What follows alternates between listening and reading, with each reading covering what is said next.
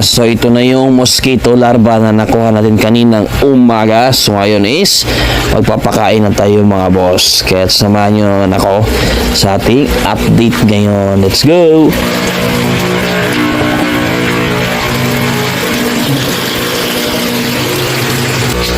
So gamit itong ating maliit na fish net mga boss is magpapakain na tayo ng ating mga isda.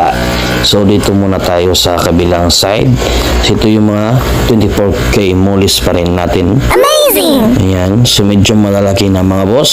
Amazing! So wala pa akong nakikitang fry. So hopefully is in the next few weeks is magkaroon na ng fry dito sa ating 24K molly na tabs. Ayan. Kung kita nyo, napaka-liksi talaga nila mga boss at ganang kumain. Ayan. Amazing! So, nag-hope ako by future weeks na magkakaanak na sila. So, dito naman sa ating gapitang